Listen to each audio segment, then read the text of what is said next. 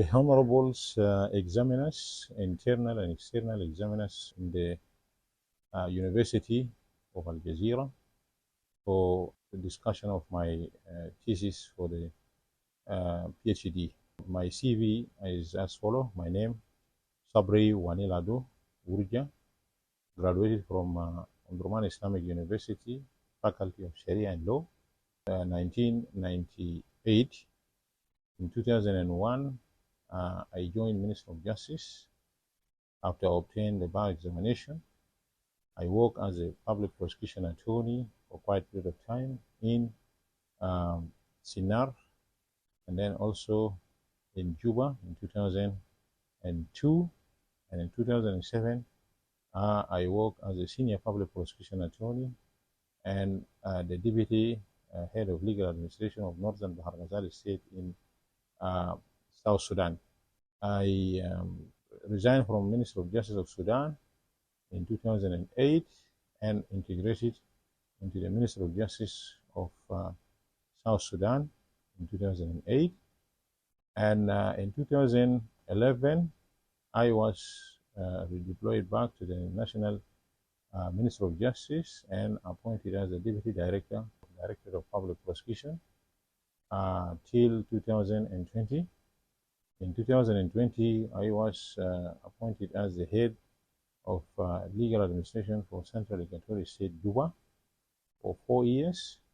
Thereafter, I was also redeployed to the National Ministry of Justice and appointed as the legal advisor of the South Sudan Financial Intelligence Unit, at the same time as the co-chair for National Task Force for Combating Trafficking in Person and Smuggling of Migrants, and the legal advisor of the Ministry of Public Service, Human Resource Development. I published like 2 articles as a requirement of this PhD. The one of them is about assessment of anti-money laundering and counter-financing terrorist acts. This is in 2024. As a result, the government of the Republic of Sudan adopted my recommendation and processed and endorsed the amendment of the anti-money laundering and counter-terrorist financing of 2012 in 2024 October. That means after months from my first publication. Thereafter also I contributed in the enhancements of the law by recommending series of regulations. And in 2025 March, I published a second article about enhancements of the anti-money laundering and counter-financing terrorists. Also, I contributed in the ratification of the 3 important conventions: the Palermo Conventions, the Transnational Organized Crime of 2000, and then also the Convention for Combating Terrorist Financing, and also the Convention for Combating Illicit Dealing in Narcotics and Drugs. It was my legal opinions and my contribution led into the ratification of this convention. In addition to that, also, I proposed to the Minister of Interior a draft bill on anti-trafficking in person bill 2024, and we carried out the required consultations, and the bill was validated with the help of the UNODC and was submitted to the Ministry of Justice for further drafting. Thereafter will be submitted to the Council of Ministers, among other contributions in the system. This thesis examined South Sudan laws on anti-money laundering and counter-financing terrorist act. It focused on the 2012 Act and its 2024 amendment, and also focused on their alignment with the Financial Action Task Force standard, as well as challenge encountered by the post-conflict nation like South Sudan. This thesis examined in brief is the South Sudan anti-money laundering and counter-financing terrorist system. And this is based, number one, on the Financial Action Task Force recommendation. Number two, it is focused on the operational independence of the Financial Intelligence Unit in terms of to propose regulations on or regulations of the digital assets and also decentralized finance, and the inadequate of a system for the legal assistance and also asset recovery because it is identified as a gap. So the research recommends adopting regulatory technology, which is abbreviated by RegTech, tools, and then also implementing what the national risk assessment recommendation, because one of these recommendations is that the amendment of the law, which now materialize. The key research questions for this thesis is three. One of them is that to what extent does the South Sudan anti-money laundering legal framework enable financial institutions and at the same time reporting entities in the country to combat money laundering and terrorist financing. And as a result of the amendment, now the number of the reporting entity is increased, and even the law recognized establishment of the competent authorities, establishment of the supervisory authorities, and as well as a specialized unit. The objective of the study like this, you can say this study for this thesis analyze the South Sudan laws, particularly the Anti-Money Laundering and Counter-Financing Terrorist Act, and analyze the system to prevent money laundering and terrorist financing, specifically focusing on the 2012 and the amendment of 2024 and their compliance with the Financial Action Task Force 40 recommendation and also international laws. The study is important. Why?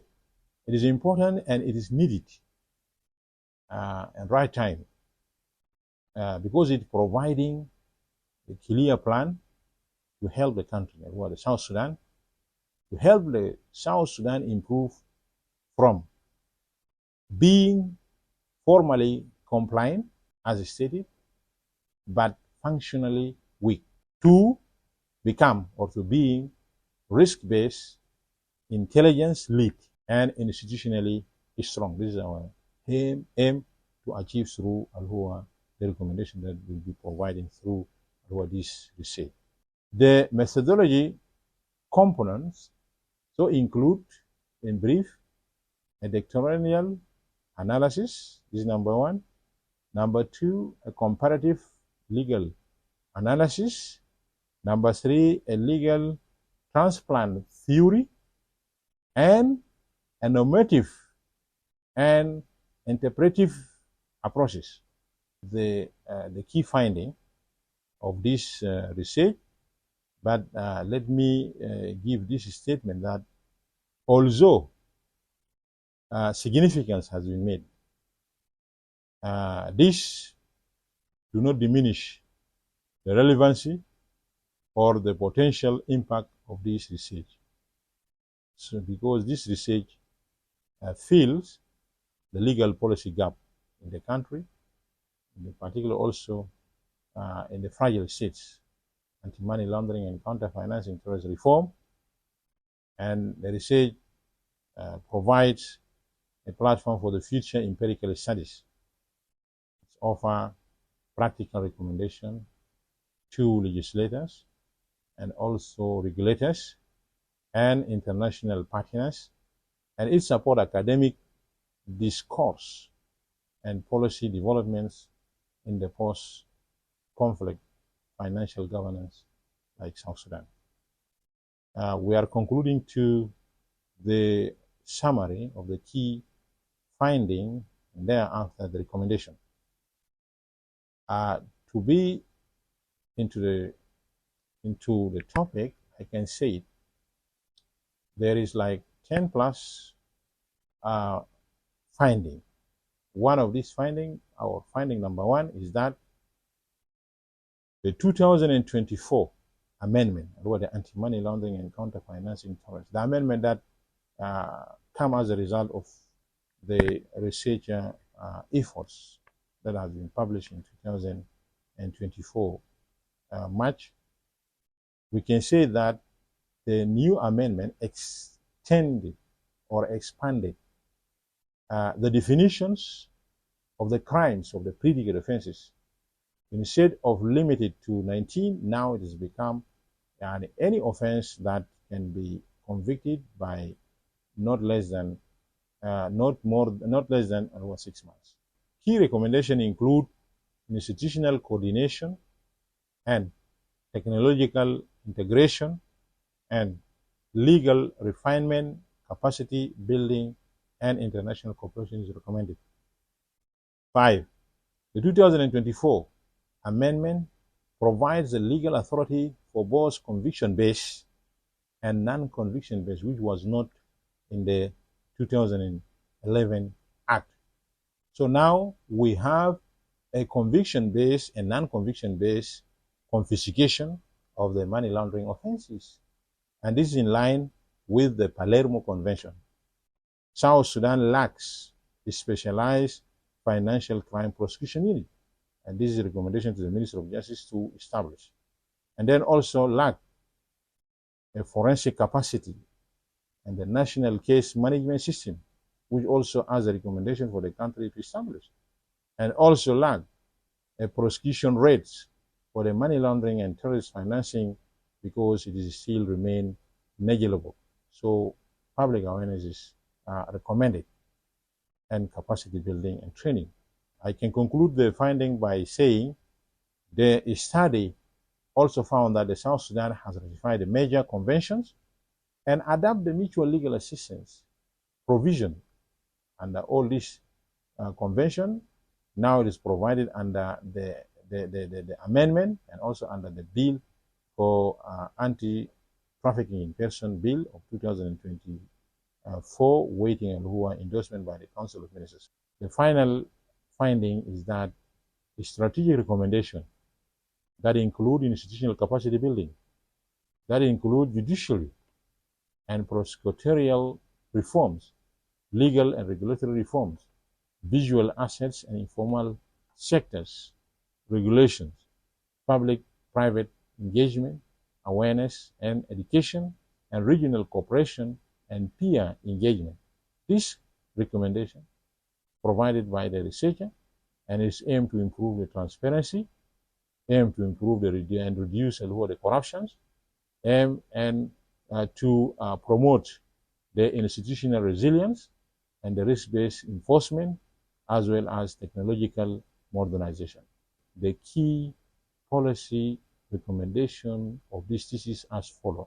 Number one, the doctoral research focus on the strategic recommendation for strengthening South Sudan anti-money laundering and counter-financing terrorist framework. So, this recommendation, as I consider, is strategic, including who are setting up an independent financial intelligence unit, updating and aligning all laws related to anti-money laundering and counter-financing terrorists, putting into action a national plan for the country that targeted financial sanctions of the UN and also financing of the weapon, improving cooperation between the financial intelligence and the law enforcement, creating a national asset recovery, whether agency, whether commission, whether unit, using a tiered risk-based approach for the higher risk sectors, enhancing international cooperation and treaty commitment, as well as using technology in the anti-money laundering and counter-financing framework. The strategic recommendation number 2, the research also stress the importance of institutional and technological modernization as a legal alignment. So South Sudan anti-money laundering and counter-financing terrorist transformation depends on building resilient institutions, fostering cross-border collaboration, and integrating international best practice within its unique post-conflict context. 3, The thesis concludes that although South Sudan 2024 legislative reform aligns significantly with the Financial Action Task Force standard, implementation remains weak and fragmented. Functional effectiveness, not merely formal compliance. So, is the benchmark for the anti-money laundering and counter-financing terrorist success. So it is very important to note that without judicial leadership, technological integration, proactive cross-agency enforcement, the anti-money laundering and counter-financing terrorist framework risk becoming symbolic. To transition South Sudan from fragility to financial integrity and international credibility, the researcher recommend a risk-based, data-driven, and also the institutionally anchored approach. 4, the research also recommend establishing an anti-money laundering and counter-financing terrorist training institute. This will be offer the ongoing education for the judges, for the prosecutors, for compliant officers who will be appointed in the reporting entities, and the custom official who will be reporting on who are smuggling of the cash through the borders or through the airport. Therefore, it is also suggested by the researcher connecting the national risk assessment to actionable policy reform, sectors, regulation, and budget allocation. The recommendations suggesting putting the Financial Intelligence Unit into action, creating a national rules and guidelines for anti-money laundering and counter-financing terrorists, improving regulations on who truly owns the companies, setting up internal compliance system, using the real-time monitoring tools, and sharing the updated definition of the politically exposed person. So, if the country implement all the recommendations set above, South Sudan can transition from fragility to financial integrity and international credibility, ensuring the country continue progress in combating money laundering and counter-terrorism financing.